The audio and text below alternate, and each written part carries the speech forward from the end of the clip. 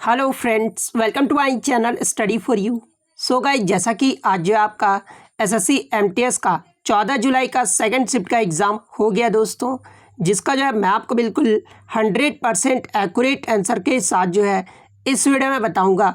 तो देख लेते हैं कि किस प्रकार के जो है आज आपके 14 जुलाई के सेकंड शिफ्ट के एग्ज़ाम में जो प्रश्न पूछे गए हैं। उससे पहले एक बात और दोस्तों, कि जिन्होंने भी अगर चैनल को सब्सक्राइब नहीं किया है तो एसएससी एमटीएस से रिलेटेड पल पल की अपडेट के लिए जो है चैनल को सब्सक्राइब ज़रूर कर दीजिएगा। और बगल में ही आपको एक बेल आइकन यानी घंटे का निशान भी दिख रहा होगा, तो आप उसे भी जो है ज़रूर प्रेस कर दीजिएगा। तो चलिए वीडियो को स्टार्ट करते हैं।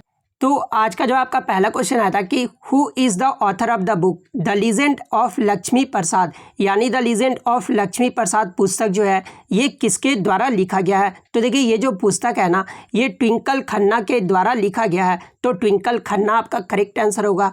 नेक्स्ट क्वेश्चन आपका यहाँ पर आया था कि राष्ट्रीय गीत वंदे मातरम के रचयिता कौन है। तो देखिए, ये जो आपका वंदे मातरम है ना, ये भारत का एक राष्ट्रीय गीत है और इसे जो है बंकिम चंद्र चट्टोपाध्याय के द्वारा लिखा गया है, जो कि एक बंगाली कविता है। तो बंकिम चंद्र चट्टोपाध्याय आपका करेक्ट आंसर होगा। अगर आगे के शिफ्ट में आपसे पूछ दिया जाए कि वंदे मातरम को पहली बार जो है ये किसके द्वारा गाया गया था, तो ये रविन्द्रनाथ टैगोर के द्वारा गाया गया था। तो ये फैक्ट भी आपको ध्यान में रखना है। नेक्स्ट क्वेश्चन आपका यहाँ पर आया था कि फीफा के फुटबॉल के गोल पोस्ट की जो है ऊंचाई पूछी गई थी। तो देखिए, फुटबॉल के गोल पोस्ट की जो ऊंचाई होता है ना, वो 8 फीट या फिर 2.44 मीटर होता है। तो ऑप्शन में आपका फीट में दिया हुआ था, तो 8 फीट आपका यहाँ पे करेक्ट आंसर होगा। बात कर ले गोल पोस्ट की चौड़ाई कितनी होती है, तो देखिए ये जो आपका 24 फुट होता है, वहीं अगर मीटर में पूछ दिया जाए तो 7.32 मीटर होता है। तो ये फैक्ट भी आपको ध्यान में रखना है। नेक्स्ट क्वेश्चन आपका यहाँ पर आता है कि चालुक्य वंश की राजधानी पूछी गई थी। तो देखिए, चालुक्य वंश का जो राजधानी था ना, ये एहोल था, जो कि चालुक्य वंश का पहला राजधानी था। बाद में 543 ईसा पूर्व में जो है पुलकेशिन प्रथम के द्वारा राजधानी को जो है बादामी में बदल दिया गया था। तो ऑप्शन में आपका बादामी दिया हुआ था, तो बादामी आपका यहाँ पे करेक्ट आंसर होगा। बात कर ले चालुक्य वंश के संस्थापक के बारे में अगर पूछा जाए तो ये पुलकेशिन प्रथम थे। बात कर ले कि कांचीपुरम ये जो है किसकी राजधानी थी, तो ये आपका पल्लव की राजधानी थी। और पल्लव वंश के जो संस्थापक थे ये आपके सिंह विष्णु थे। पाटलिपुत्रा के बारे में अगर पूछा जाए तो ये जो है आपका मौर्य साम्राज्य का राजधानी था, जिसे जो है चंद्रगुप्त मौर्य के द्वारा जो है मौर्य समाज की साम्राज्य की जो है स्थापना किया गया था।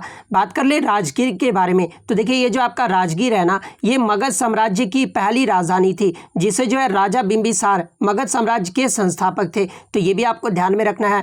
तक्षशिला ये जो है गांधार साम्राज्य की राजधानी थी। तो ये सारे फैक्ट आपको ध्यान में रखना है।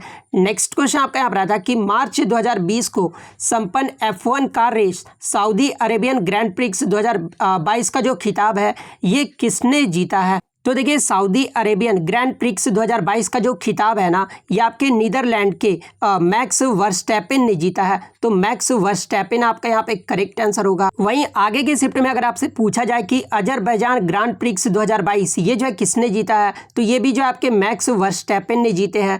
वहीं अगर मोनाको ग्रांड प्रिक्स 2022 ये जो है किसने जीता है, तो ये रेड बुल के रेसिंग ड्राइवर सर्जियो पेरेज ने जीता है। वहीं अगर बहरीन ग्रांड प्रिक्स 2022 ये जो है किसने जीता है, तो ये चार्ल्स लेक्लर ने जीता है।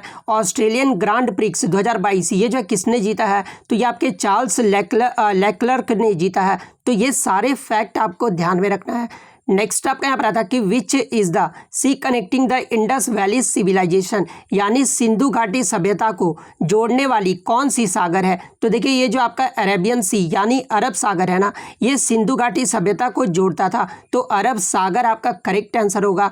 नेक्स्ट आपका यहाँ पर आता है कि if receipts are higher than expenditure the budget is none to be, यानी यदि प्राप्तियां व्यय से अधिक हो तो बजट को जो है किस रूप में जाना जाता है। तो देखिए, जब भी कर जो है ना, ये राजस्व सरकारी खर्च से अधिक होता है तो इसे जो है सरप्लस बजट यानी अधिशेष बजट कहा जाता है। तो सरप्लस बजट आपका करेक्ट आंसर होगा। नेक्स्ट आपका यहाँ पर आता है कि किसी अधिनियम के तहत भारतीय परिषद अधिनियम को पूर्ण किया गया था। तो ये जो इसका जवाब जो है आपको कमेंट बॉक्स में जरूर जवाब देना है।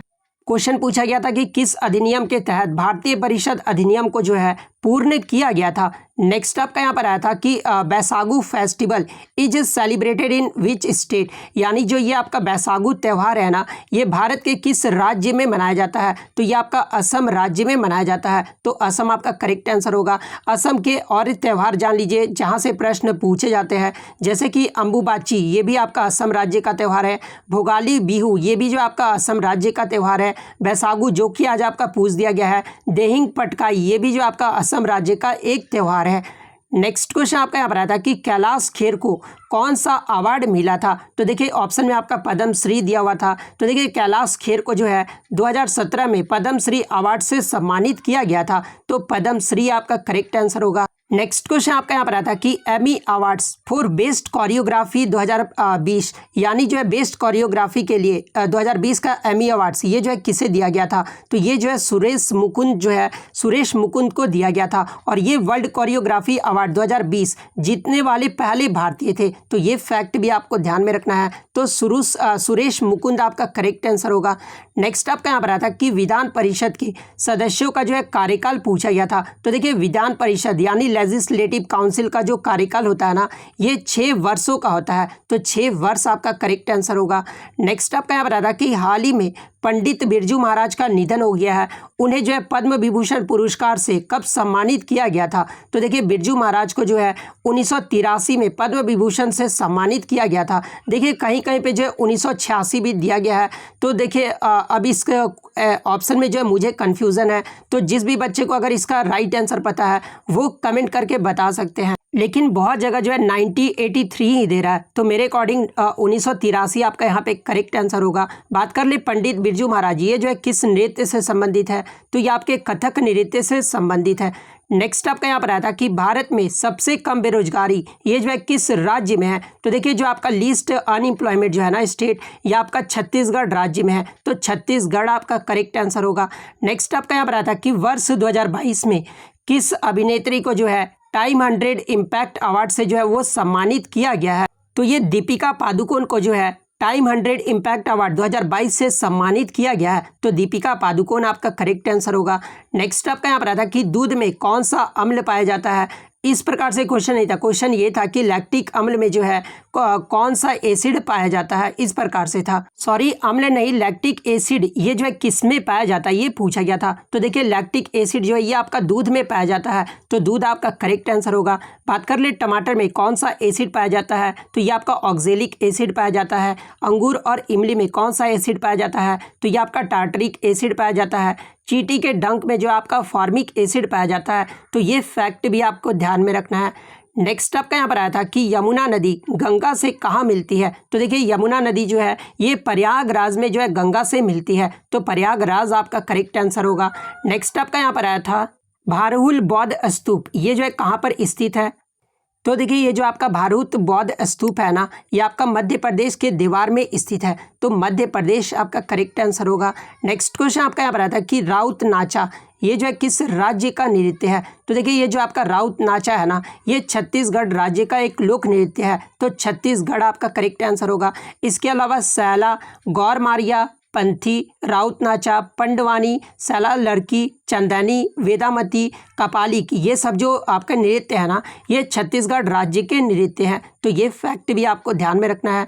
नेक्स्ट आपका यहाँ पर आता है कि निम्नलिखित में से कौन सा गर्म खून वाले जीव है? तो देखिए ये जो आपके स्तनधारी और चिड़िया होते हैं ना, इसके जो खून जो है ना वो गर्म होता है। तो ऑप्शन में आपका कबूतर दिया हुआ था। तो देखिए कबूतर का जो खून होता है ना वो गर्म होता है। तो कबूतर आपका यहाँ पे करेक्ट आंसर होगा। तो इतने क्वेश्चन जो है आज मुझे बच्चों के द्वारा मिले जो कि 100% रियल और ऑथेंटिक है। तो अगर वीडियो अच्छी लगी हो तो वीडियो को जो है लाइक ज़रूर कर दीजिएगा।